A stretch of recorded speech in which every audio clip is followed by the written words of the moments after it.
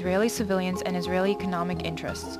Because of both geographical dispersion and the difficulties attacking inside Israel, they targeted Israelis abroad. They hijacked planes and they took Israeli athletes hostage at the 1972 Munich Olympics.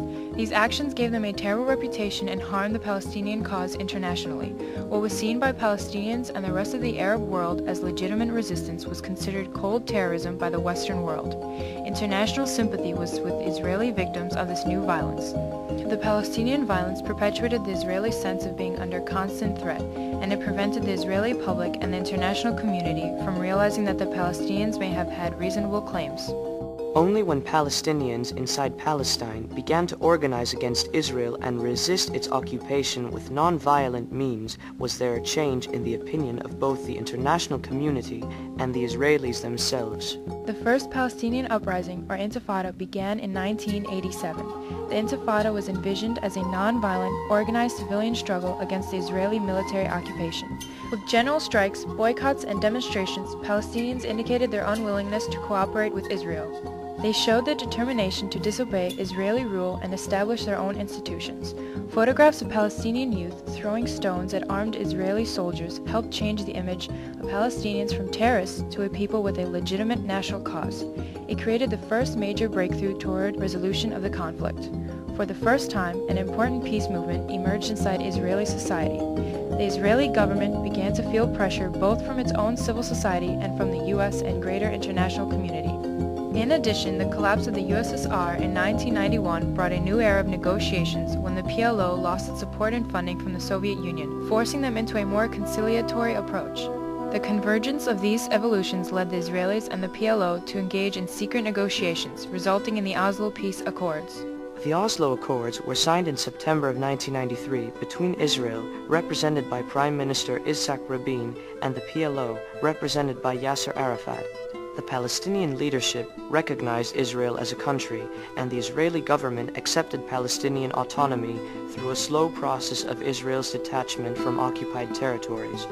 However, Israel did not establish specific guidelines for this and did not guarantee Palestine's statehood. The lack of clarity of the settlement resulted in increasing frustration for the Palestinians and fear for Israelis.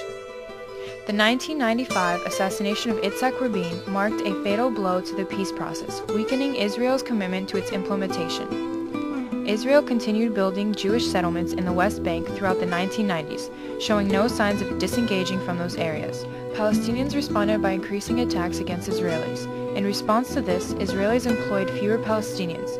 The unemployment rates rose sharply in the occupied territories, and the standard of living of Palestinians decreased dramatically during that period.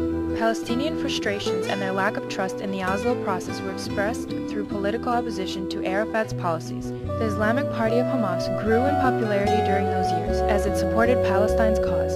The Palestinian Authority used a well-equipped police force to crack down on the most aggressive elements of the opposition that called for continued armed struggles against Israel. In the mid-1990s, Hamas began to use suicide bombings inside Israel, slowing down the peace process even further. The Palestinian Authority police then began repression of Hamas activists. By doing so, they were increasingly seen as a corrupt entity working on behalf of Israel. In addition, PLO leaders were unable to successfully transition from guerrilla to state building, and the Palestinian Authority was plagued with corruption and disorganization. Many officials took advantage of the international aid to Palestine, becoming wealthy, while most of Palestine remained poor.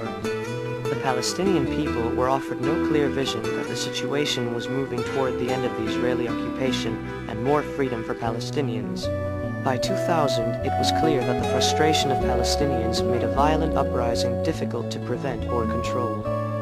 Clinton's Camp David Peace Summit in July 2000 between the Palestinian authorities Yasser Arafat and Israeli Prime Minister Ehud Barak was the last real opportunity for negotiating a peace deal granting Palestinians a state of their own. The negotiations at Camp David failed, fueling more resentment and frustrations among Palestinians.